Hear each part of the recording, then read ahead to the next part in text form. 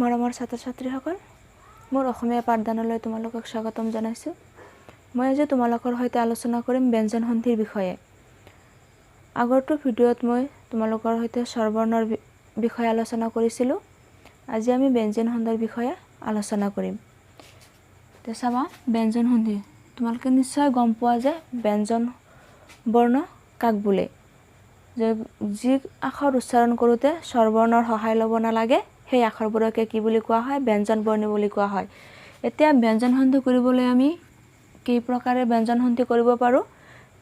3 প্ৰকাৰে আমি ব্যঞ্জন সন্ধি কৰিব পাৰোঁ। চাবা,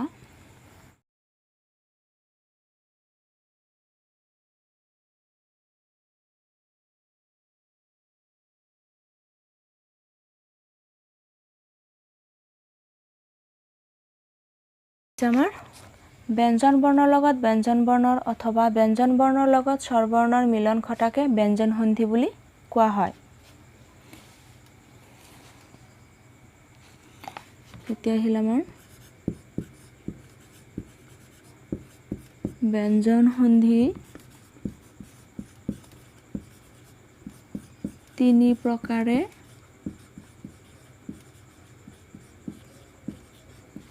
ব্যঞ্জন সন্ধি 3 প্ৰকাৰে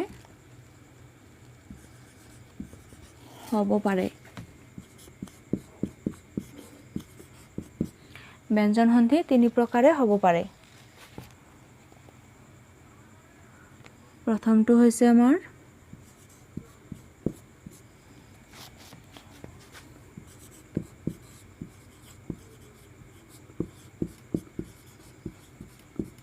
ব্যঞ্জন বৰ্ণৰ লগত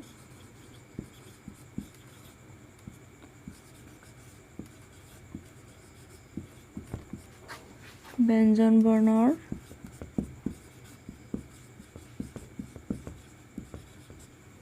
সন্ধি হ'ব পাৰে।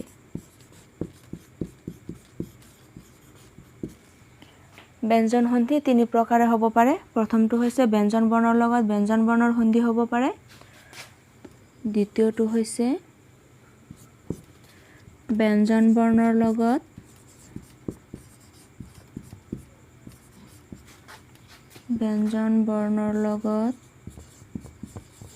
স্বৰবৰ্ণৰ সন্ধি হ'ব পাৰে।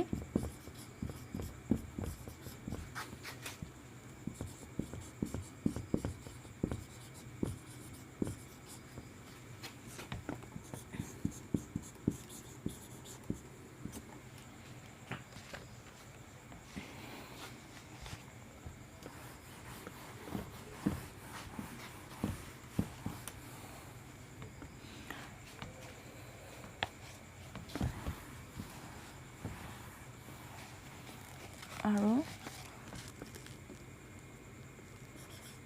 3 নম্বৰটো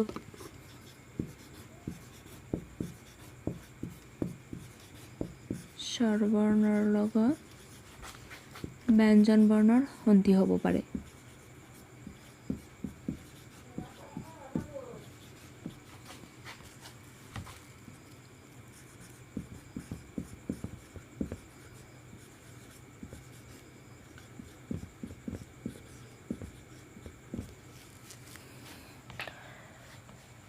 ব্যঞ্জন সন্ধি কেই প্ৰকাৰে হ'ব পাৰে? প্ৰথমটো আছিল আমাৰ ব্যঞ্জন বৰ্ণৰ লগত ব্যঞ্জন বৰ্ণৰ সন্ধি হ'ব পাৰে। দ্বিতীয়টো আছিল ব্যঞ্জন বৰ্ণৰ লগত স্বৰবৰ্ণৰ সন্ধি হ'ব পাৰে। আৰু তৃতীয়টো হৈছে স্বৰবৰ্ণৰ লগত ব্যঞ্জন বৰ্ণৰ সন্ধি হ'ব পাৰে। ব্যঞ্জন সন্ধিৰ প্ৰথমটো নিয়ম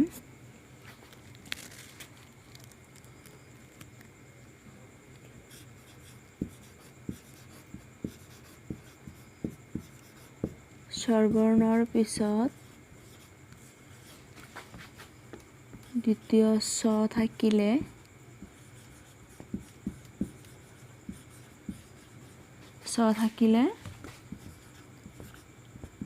দ্বিতীয় স্বৰ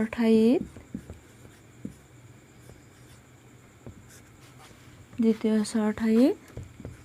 প্ৰথম চৈছ ছ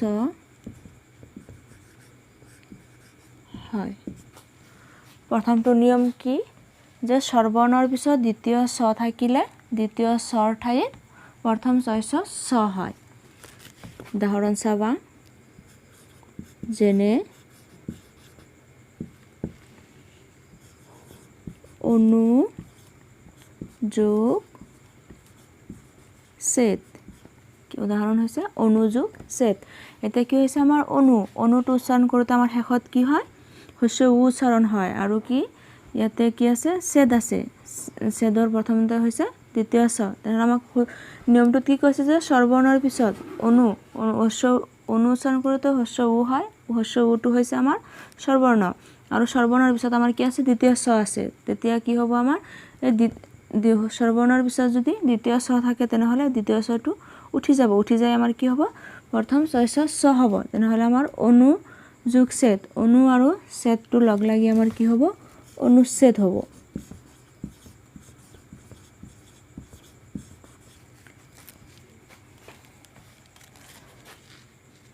দুই নম্বৰ নিয়মটো হৈছে বৰ্গৰ প্ৰথম বৰ্ণৰ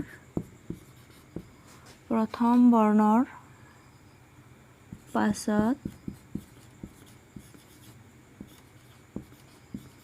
স্বৰবৰ্ণ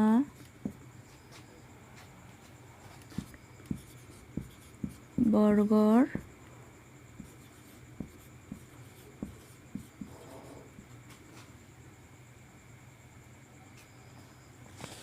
তৃতীয়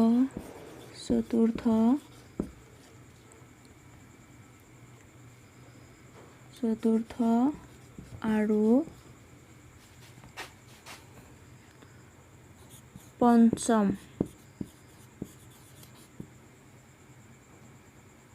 পঞ্চম বৰ্ণ অথবা জ ব আৰু হ জ ব আৰু হ থাকিলে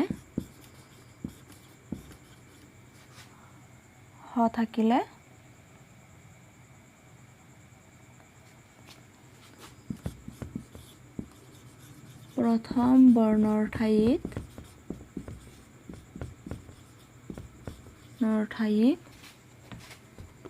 সেই বৰ্গৰ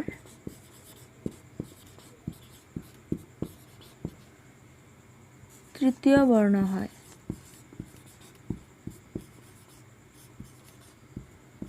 যে বৰ্গৰ প্ৰথম বৰ্ণৰ পাছত স্বৰবৰ্ণ বৰ্গৰ তৃতীয় চতুৰ্থ আৰু পঞ্চম বৰ্ণ অথবা অন্তস্থ জ ব আৰু হ থাকিলে প্ৰথম বৰ্ণৰ ঠাইত সেই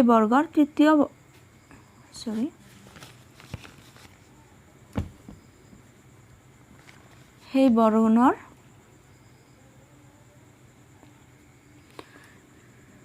তৃতীয় বৰ্ণ হয়। কি কৈছে বৰ্গৰ প্ৰথম বৰ্ণৰ পাছত স্বৰবৰ্ণ বৰ্গৰ তৃতীয় চতুৰ্থ আৰু পঞ্চম বৰ্ণ অথবা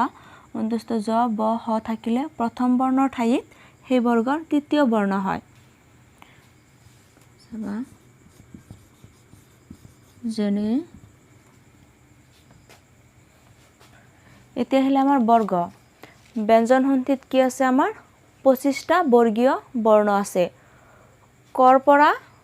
মলৈকে এই 25টা হৈছে আমাৰ বৰ্গীয় বৰ্ণ তাৰে প্ৰথম শাৰীটোত যিটো আখৰ থাকিব সেই আখৰটোৰে কি কৰা হয় সেই শাৰীটোৰ বৰ্গবোৰৰ বৰ্ণ চিহ্নিত কৰা হয়। মই এইটো তোমালোকৰ বুজাৰ কাৰণে দিছো ক খ গ ঘ ঙ এই 5টা হৈছে আমাৰ ক বৰ্গ কাৰণ কি আছে এই শাৰীটোত আমাৰ প্ৰথম আখৰ হৈছে ক এই প্ৰথম শাৰীটোৰ যিটো প্ৰথম আখৰ থাকিব সেই আখৰটোৰে কি কৰা হ'ব সেই শাৰীটো নামকৰণ কৰা হ'ব ক খ গ ঘ ঙ এইটো হৈছে আমাৰ ক বৰ্গ এইটো প্ৰথম বৰ্গ তাৰপিছত আছে আমাৰ প্ৰথম ছ দ্বিতীয় ছ বৰ্গজ বঢ়জ নিয় এইটো হৈছে আমাৰ প্ৰথম ছ বৰ্গ তাৰপিছত আছে ট ঠ ড ঢ মূৰ্ধন্য ন তাৰপিছত আছে দন্ত্য ত দন্ত্য ধ দন্ত্য দ দন্ত্য ধ দন্ত্য ন তাৰপিছত আছে প ব ভ ব ভ ম প্ৰথমটো হৈছে ক বৰ্গ দ্বিতীয়টো হৈছে প্ৰথম চ বৰ্গ তৃতীয়টো হৈছে ট বৰ্গ চতুৰ্থটো হৈছে দন্ত ত বৰ্গ আৰু পঞ্চমটো হৈছে প বৰ্গ ব্যঞ্জন সন্ধিত আমি এই পাঁচটা বৰ্গ আমি পাওঁ কৰ পৰা মলৈকে এই 25টা হৈছে আমাৰ বৰ্গীয় বৰ্ণ এতিয়া চাবা যেনে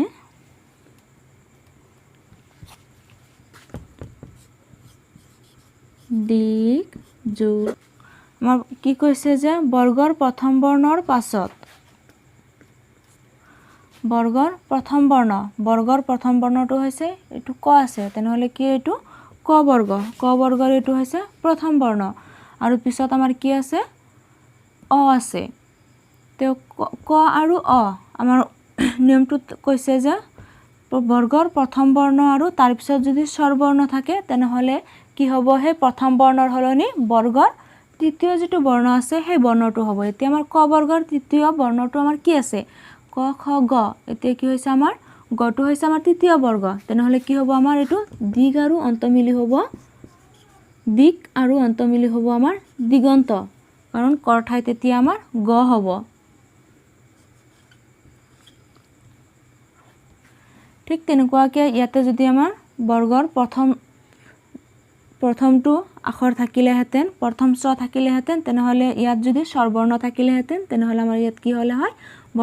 বৰ্গা জ হলে হয় কাৰণ এইটো বৰ্ণৰ তৃতীয়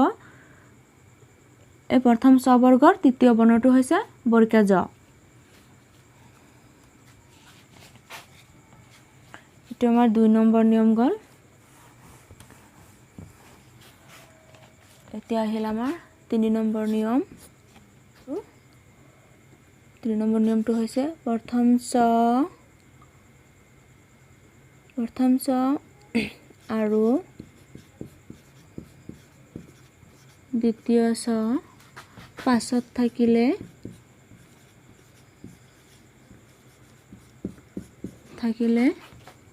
খণ্ড ত আৰু দন্ত দৰ ঠাইত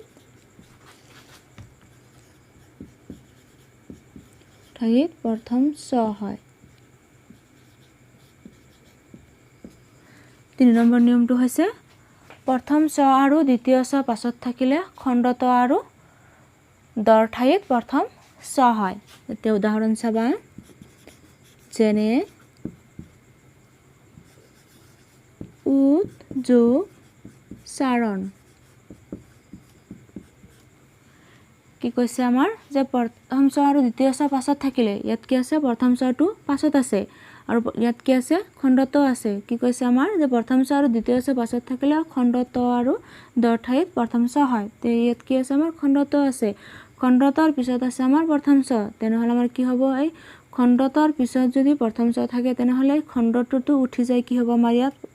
প্ৰথম চ হ'ব তেনেহলে উজ্জুক চাৰণ আমাৰ লগ লাগে কি হ'ব উচ্চাৰণ উজ্জুক চাৰণ লগ লাগি উচ্চাৰণ হ'ব 4 নম্বৰটো চাবা বৰ্গা জ বা বড় জ পাছত থাকিলে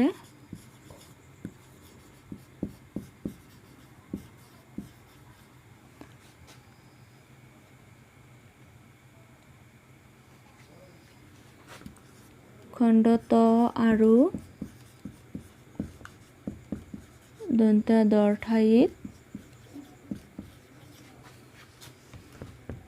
বৰ্গা জ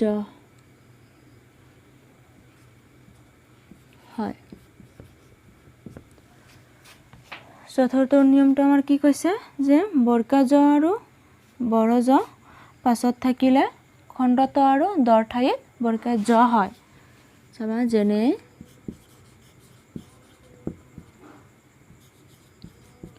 হদ যোগ জন ইয়াত কি আছে খণ্ড তৰ পিছত আমাৰ বৰ্গা জ আছে তে ইয়াত কি হ'ব আমাৰ খণ্ড তৰ হলনি কি হ'ব বৰ্গা জ হ'ব কাৰণ নিয়মটোত আছে যে বৰ্গা জ বা বড় জ পাছত থাকিলে খণ্ডতৰ ঠাইত বৰ্গা জ হয় তেনেহ'লে খণ্ডত আগত আছে পিছত কি আছে বৰ্গা জ আছে তে ইয়াৰ খণ্ডতটো গুচি যায় আমাৰ কি হ'ব বৰ্গা জ হ'ব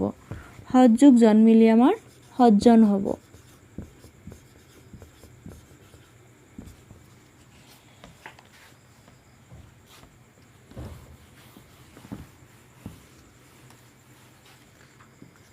খণ্ডত বা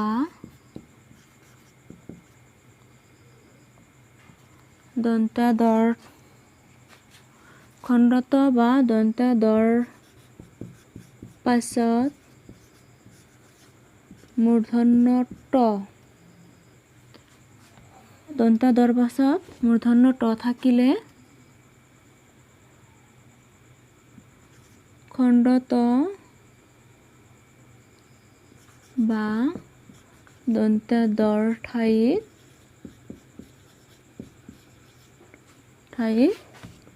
মূৰ্ধন্য ট হয় যেনে 5 নম্বৰ নিয়মত কি আছে যে খণ্ডত বা দন্ত্যাদৰ পাছত মূৰ্ধন্য ট থাকিলে খণ্ডত বা দন্ত্যাদৰ ঠাইত মূৰ্ধন্য ট হয় যেনে বৃহৎ যোগ টংকাৰ কি কৈছে ইয়াত খণ্ডত আছে খণ্ডতৰ পিছত আমাৰ মূৰ্ধন্য ট আছে তেনেহ'লে কি হ'ব আমাৰ এই খণ্ডতৰ হলনি আমাৰ কি হ'ব মূৰ্ধন্য ট হ'ব তে বৃহৎ যোগ টংকাৰ লগ লাগি আমাৰ হ'ব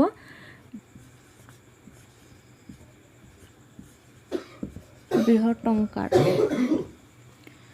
এতিয়া আহিল আমাৰ 6 নম্বৰ নিয়ম চাবা খণ্ডত বা দন্ত্যাদৰ পাছত মূৰ্ধন্য ড থাকিলে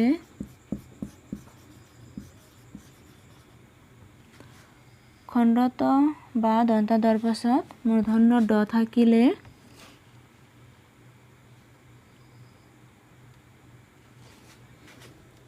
খণ্ডত আৰু দন্ত্যাদৰ ঠাইত মূৰ্ধন্য ড হয়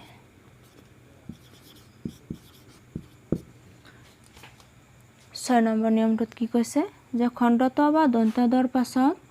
মূৰ্ধন্য ড থাকিলে খণ্ডত আৰু দন্ত্যাদৰ ঠাইত মূৰ্ধন্য ড হয় যেনে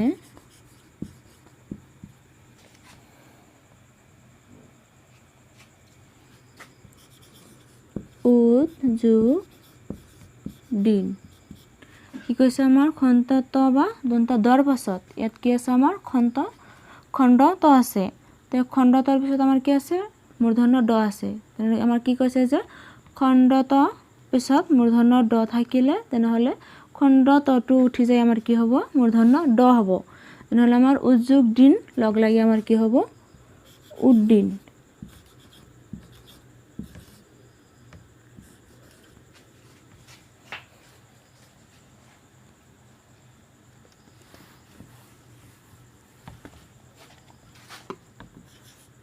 7 নম্বৰ নিয়মটো হৈছে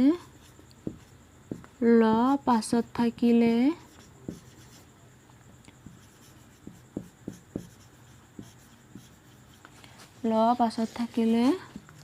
খণ্ডত দন্ত্য দ আৰু দন্ত্য নৰ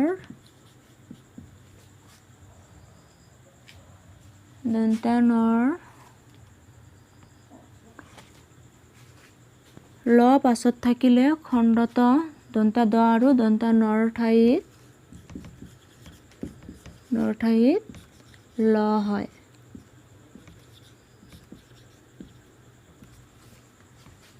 যেনে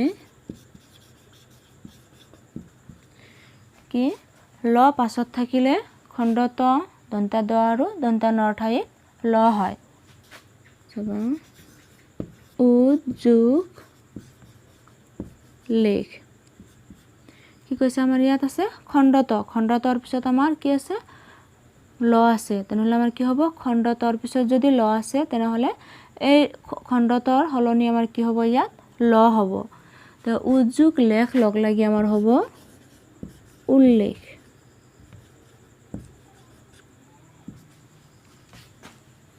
8 নম্বৰটো হৈছে পাছত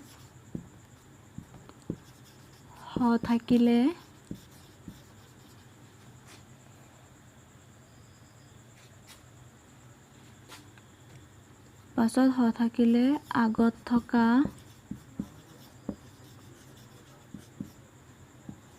খণ্ডতৰ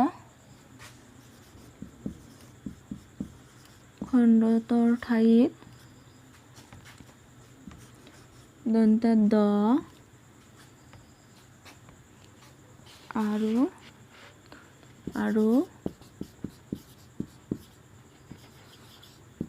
হৰ ঠাইত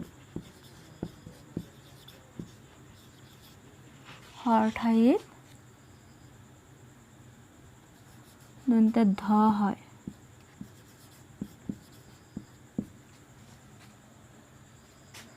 কি কৈছে আমাৰ পাছত হ থাকিলে আগত থকা খণ্ডতৰ ঠাইত দন্ত দ আৰু হৰ ঠাইত দন্ত ধ হয় যেনে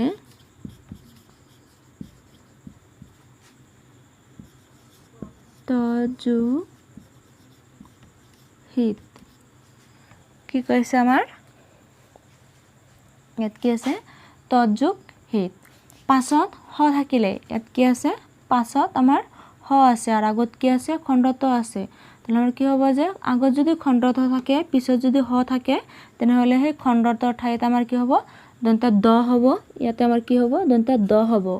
আৰু কি কৈছে যে তাৰ পিছত আমাৰ কি হ'ব বুলি কৈছে যে পাছত যেটো হ আছে সেই হটোৰ হলনি আমাৰ কি হ'ব দন্ত ধ হ'ব খণ্ডতৰ পিছত হ আছে সেই কাৰণে খণ্ডতৰ হলনি আমাৰ দ আহিব আৰু পিছত থকা যেটো হ আছে সেই হটোৰ হলনি এই হটোৰ হলনি আমাৰ দন্ত ধ আহিব তে তজুক হিতটো লগ লাগি আমাৰ হ'ব তদ্ধিত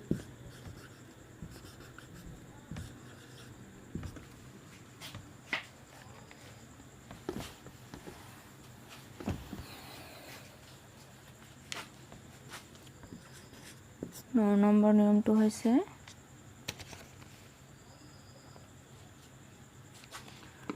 খণ্ডত বা দন্ত দৰ পাছত তালব্য হ থাকিলে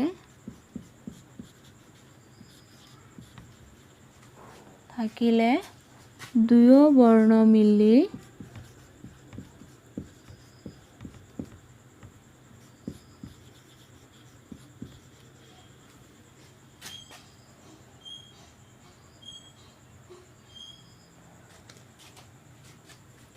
প্ৰথম চইচ ছ হয় কি কৈছে খণ্ডত বা দন্ত দৰ পাছত তালব্য হ থাকিলে দুয়ো বৰ্ণ মিলি প্ৰথম চইচ ছ হয় চাবা যেনে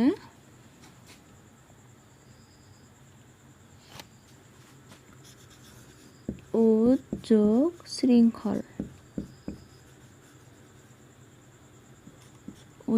শৃংখল কি কৈছে আমাৰ যে খণ্ডত বা তালব্য হৰ পিছত তালব্য হ থাকিলে কি কৈছে এই দুয়ো বৰ্ণ মিলি আমাৰ কি হ'ব প্ৰথম চইচ ছ হ'ব যেতে কি আছে খণ্ডত আৰু তালব্য হ এই দুটা মিলি আমাৰ কি হ'ব প্ৰথম চইচ ছ হ'ব এইটো আৰু এইটো মিলি খণ্ডত আৰু তালব্য হ মিলি আমাৰ কি হ'ব প্ৰথম চইচ ছ হ'ব তেনেহলে উদ্যোগ শৃংখল মিলি আমাৰ কি হ'ব উচ্ছৃংখল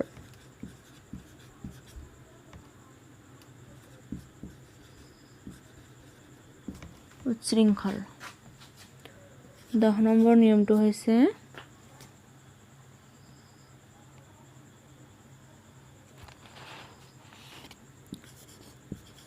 বৰ্গৰ প্ৰথম বৰ্ণৰ পাছত বৰ্গৰ প্ৰথম বৰ্ণৰ পাছত দন্ত্য ন বা ম থাকিলে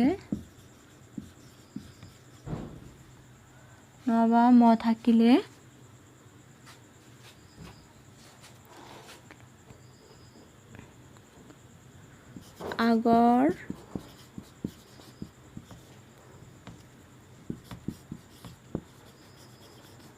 প্ৰথম বৰ্ণৰ ঠাইত সেই বৰ্গৰ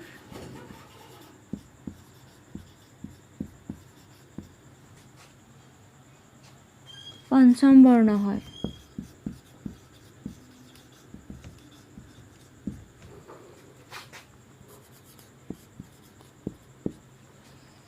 কি কৈছে আমাৰ বৰ্গৰ প্ৰথম বৰ্ণৰ পাছত দন্ত্য ন বা ম থাকিলে আগৰ প্ৰথম বৰ্ণৰ ঠাইত সেই বৰ্গৰ পঞ্চম বৰ্ণ হয়। চাবা যেনে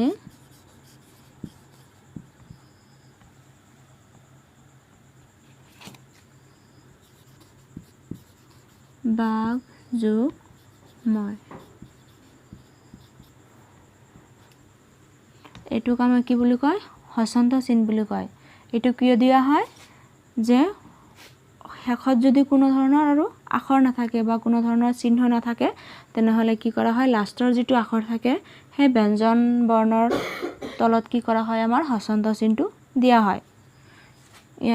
এই বাক শব্দৰ পিছত আৰু কি নাই এই কৰটোৰ পিছত কোনো ধৰণৰ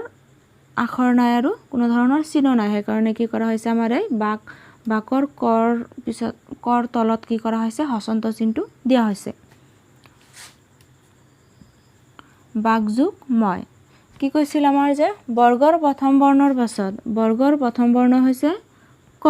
এইটো কটো হৈছে আমাৰ ক বৰ্গৰ প্ৰথমটো বৰ্ণই হৈছে ক। ইয়াৰ পিছত আমাৰ কি আছে ম আছে। তো কি কৈছে যে বৰ্গৰ প্ৰথম বৰ্ণৰ পিছত দন্ত্য ন বা ম থাকিলে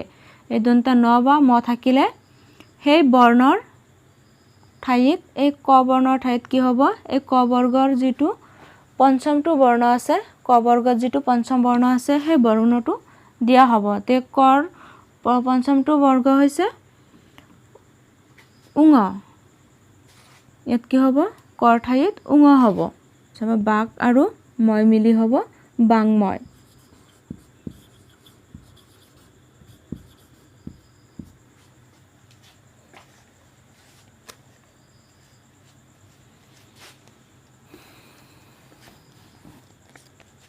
এঘাৰ নম্বৰটো চাবা প্ৰথম চ বা জৰ পাছত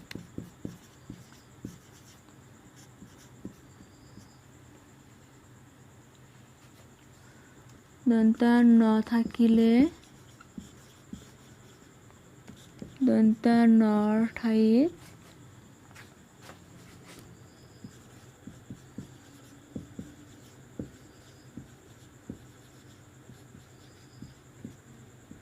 নিয়া হয়। কি কৈছে যে প্ৰথম চ বা বৰ্গা জৰ পাছত দন্ত্য ন থাকিলে দন্ত্য নৰ ঠাইত নিয়া হয়।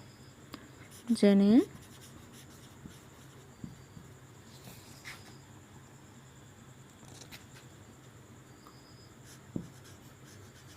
যত যোগ দন্ত্য ন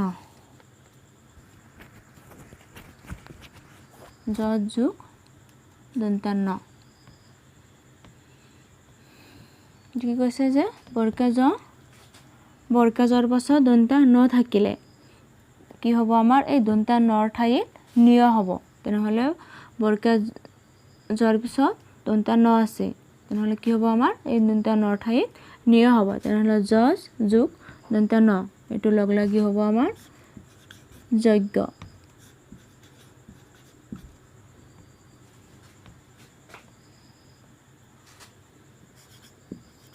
12 নম্বৰ নিয়মটো চাবা মূৰ্ধন্য হৰ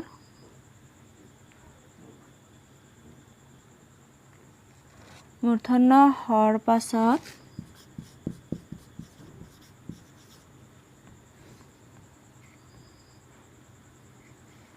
দন্ত্য ত বা দন্ত্য ধ থাকিলে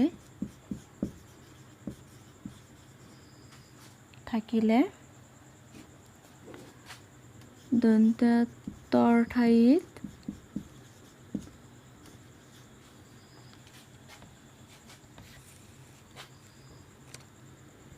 মূৰ্ধন্য ট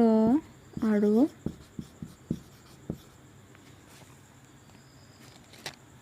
দন্ত্য ধৰ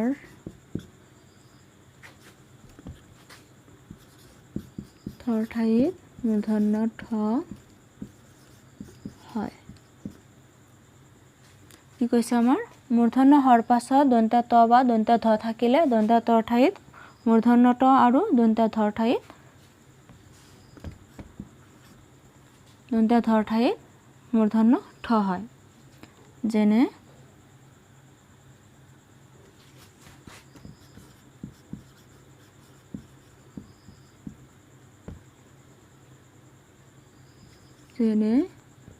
ঋষ যোগ দন্ত্য ত। কি কৈছে মূৰ্ধন্য হৰ পিছত দন্ত্য ত থাকিলে সেই তৰ সলনি আমাৰ কি আহিব মূৰ্ধন্য ট আহিব। ইয়াত কি হ'ব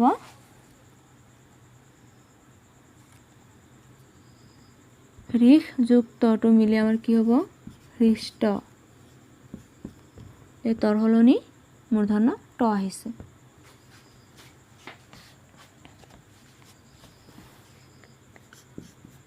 পাছত ক বৰ্গ প্ৰথম চ বৰ্গ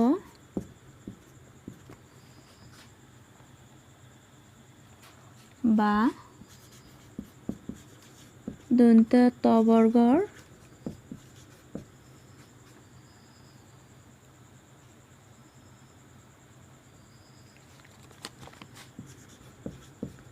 বৰ্ণ থাকিলে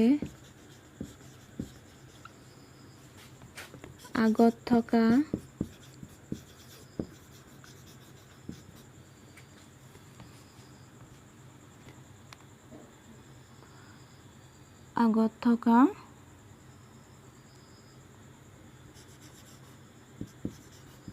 মৰ ঠাইত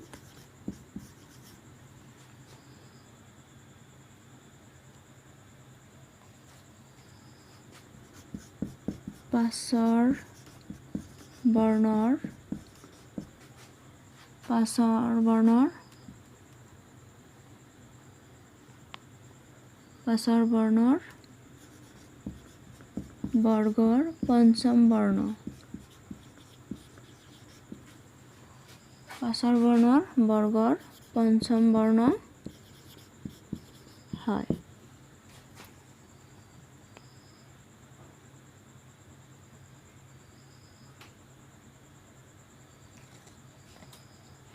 কি কৈছে আমাৰ পাছত ক বৰ্গ প্ৰথম চ বৰ্গ বা দন্ত্য ত বৰ্গ থাকিলে আগত থকা মৰ ঠাইত পাছৰ বৰ্ণৰ বৰ্গৰ পঞ্চম বৰ্ণ হয়। যেনে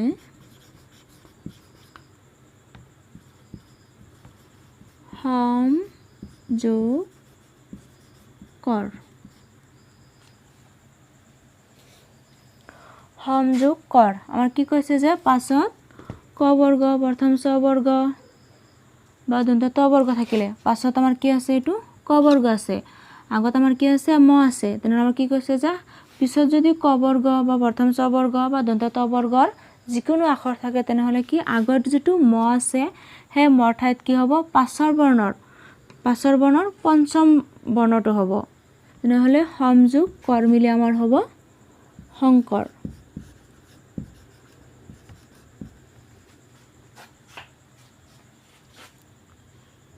14 নম্বৰ নিয়মটো চাব।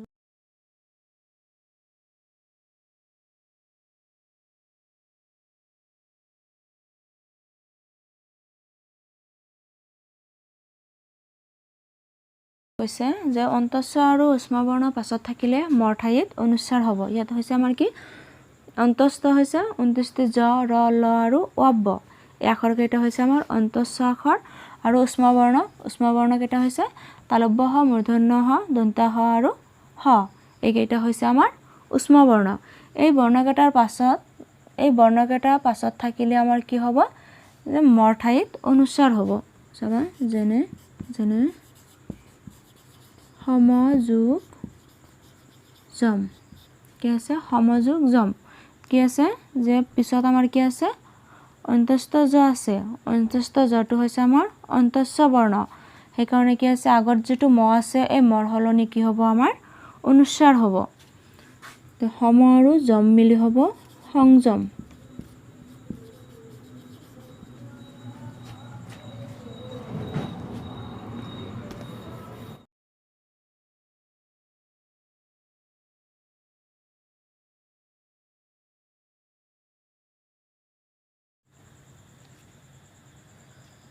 কি কৈছে আমাৰ যে সম আৰু পৰি উপসৰ্গৰ পাছত কৃ ধাতুৰ পৰা উৎপন্ন হোৱা কোনো শব্দ থাকিলে দুয়োৰে মাজত দন্ত হৰ আগমন হয় যেনে সম যোগ কৃত সমযোগ কৃত এই সম আৰু কৃত মিলি হ'ব আমাৰ সংস্কৃত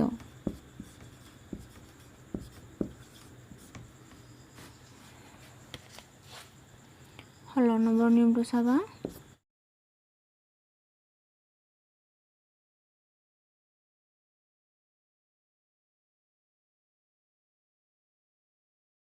কি কৈছে আমাৰ আগত উৎ উপসৰ্গ থাকিলে পাছত থকা স্থা আৰু স্তনপ ধাতুৰ দন্ত হ লোপ পায় মানে নাইকিয়া হৈ যায় যেনে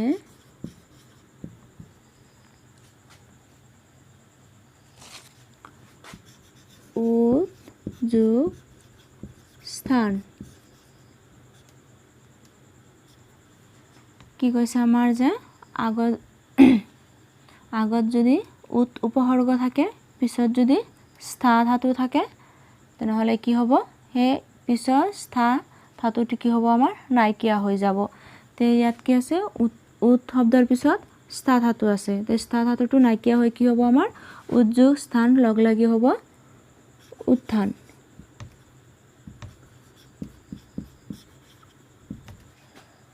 মৰমৰ ছাত্ৰ ছাত্ৰীসকল আজি ইমানতে সামৰিছোঁ সন্ধিৰ আৰু এটা ভাগ আমাৰ বাকি আছে সেইটো হৈছে বিসৰ্গ সন্ধি এই সন্ধিৰ বিষয়ে আমি নেক্সট ভিডিঅ'ত আলোচনা কৰিম